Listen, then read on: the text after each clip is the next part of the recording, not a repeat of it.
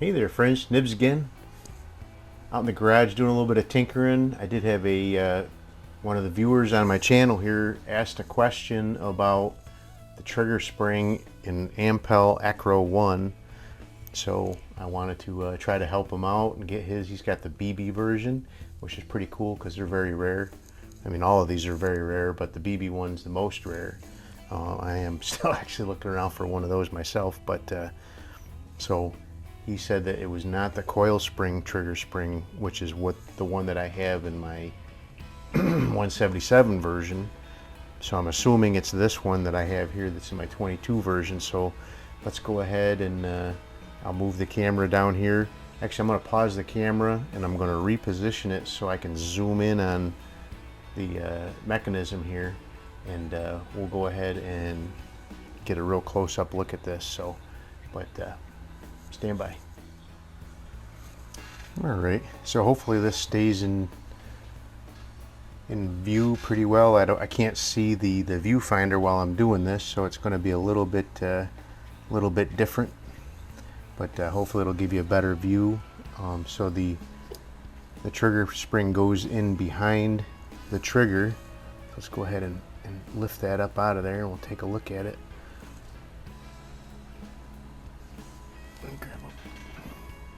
Sorry about my arm there.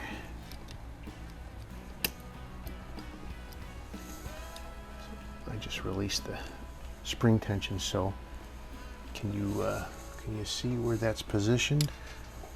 So this bottom tab actually hooks over into the casting right there.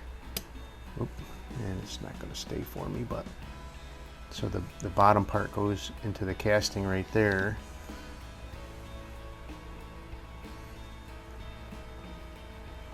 And then this upper hook here, let's see if I can keep a hold of it.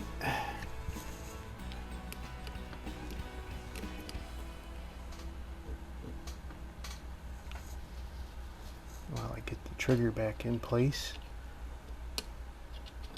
So the trigger goes back in place, and then the top just hooks around the front tip of the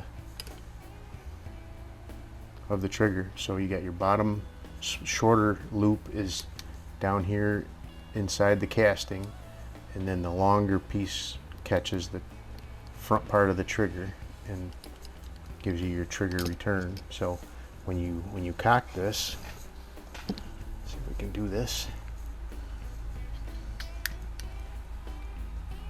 Cock this, it goes up into that like that, and the spring pushes the front of the trigger up into that notch of the hammer. And then when you pull the trigger, it releases and the hammer flies into the valve.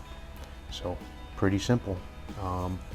Just got to make sure you hold that trigger down tight when you put the left half of the body on.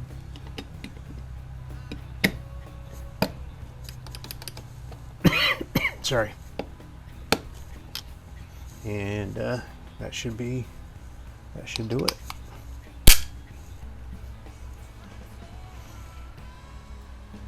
The rest of it's pretty much rudimentary, so I won't keep you on for that. But all right, let me get you back into the tripod and we'll finish this guy up.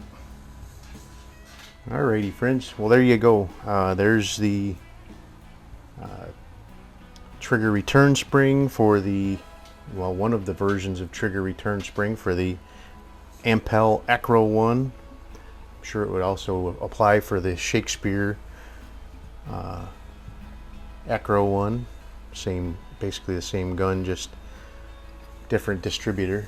But so there's my 2.2 version. Here's my 177 version. I've been tracking a couple of BB versions, and there was one that actually sold not too long ago, and it went pretty cheap. I was actually planning on bidding on it, and I fell asleep and missed out on the auction. But I'll get one eventually. But so it's always nice to have the full set if you you know, if there's something that, you know, multiple varieties of a set, it's nice to have every piece of that set. So anyway, I believe it was Greg was looking for the information on how to get that guy in there, and I hope this really helps you, Greg. But I hope you guys liked the video. If you did, like, share, and subscribe. Make sure you hit that notification bell. You'll be notified when I do post up new videos. But until next time, have a great day.